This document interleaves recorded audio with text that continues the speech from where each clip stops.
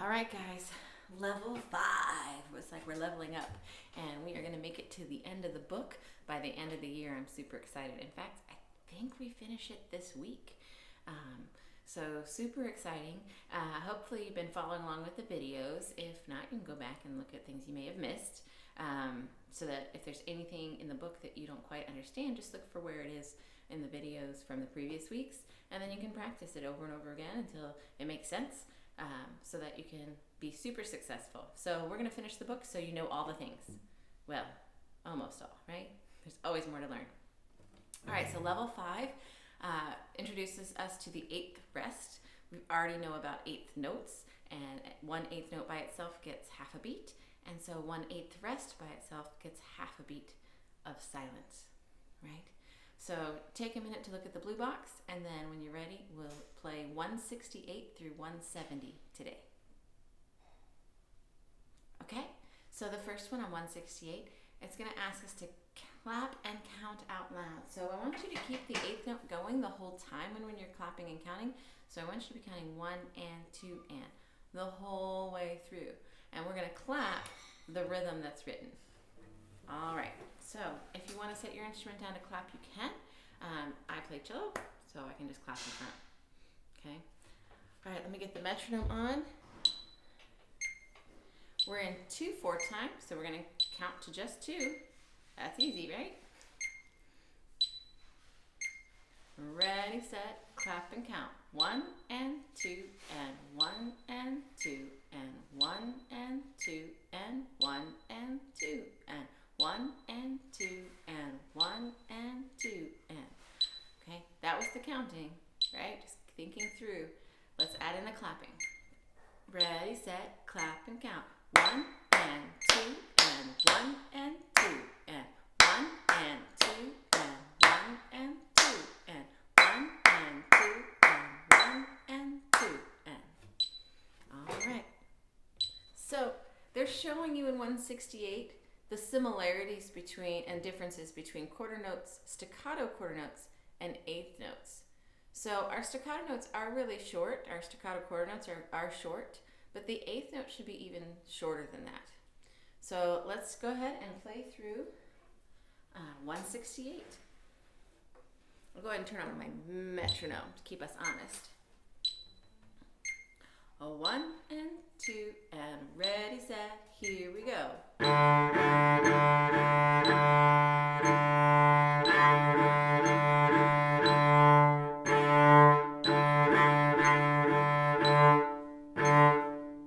All right, did you hear the difference between those measure 2, measure 4, and measure 6? So make sure that your quarter notes in measure 2 are as smooth transition as possible. Pretend that it says tenuto or legato above it, because it doesn't tell us otherwise, but we want to make sure there's a difference. And then the staccato quarter notes are going to be still a nice bow, just stopped at the end. But the 8th notes in measure 6 need to be short. All right, so let's go on to 169. Let's also count and clap again. So notice it has a single 8th rest by itself. So if you look at measure 3, it shows you in the counting 1 and 2 and that's where that last 8th note falls.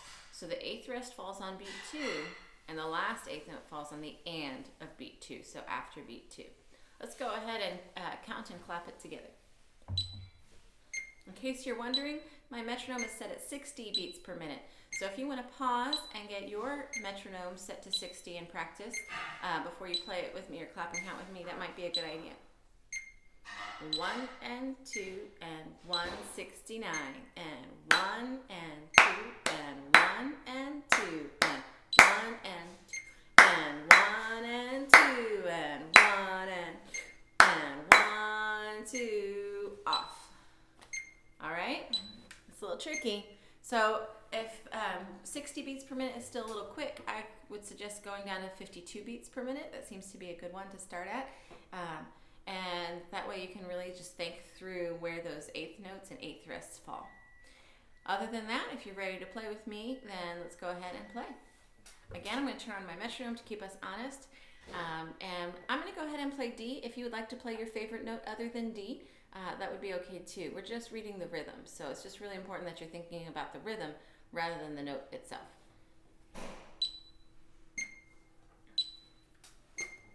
1 and 2 and ready, set, here we go.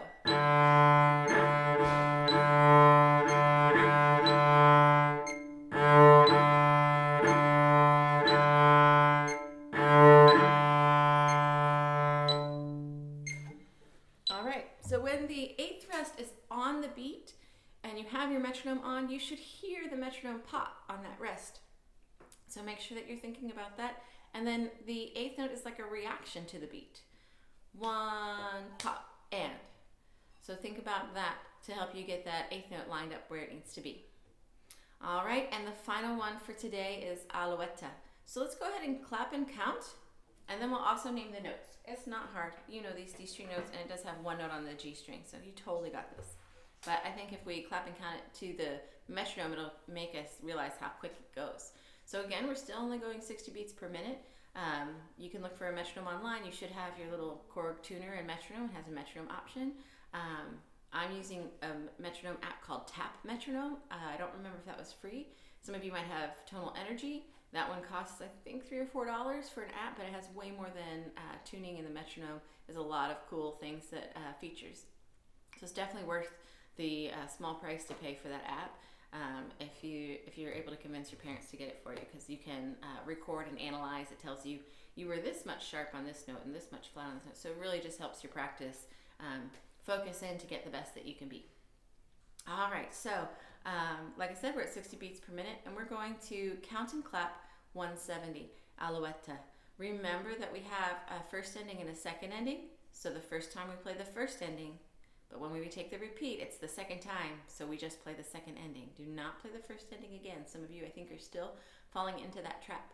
That remember the first ending the first time, the second ending the second time. So imagine it just disappears because it's not there for the second time.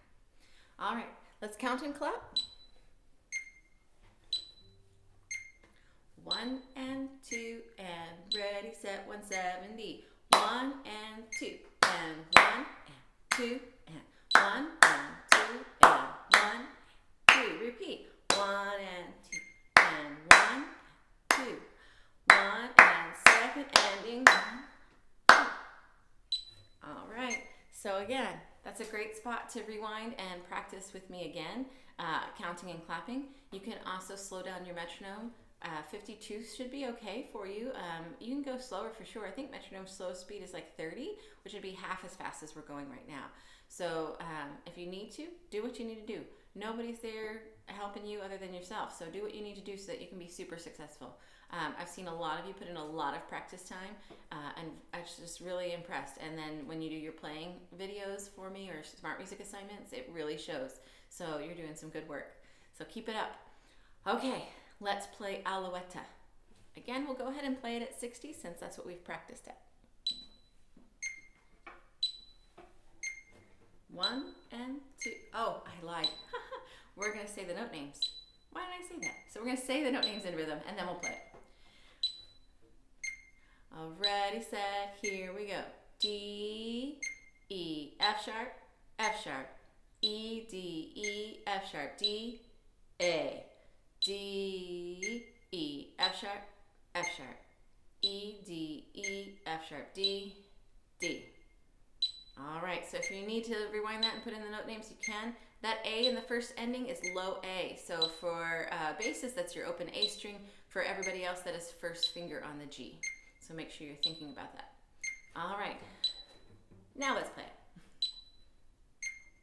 1 and 2 and ready, set, here we go.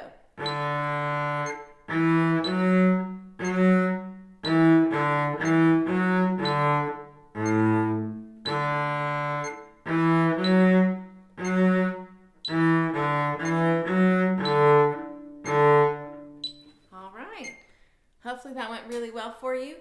That's the end of today's video. So good luck practicing.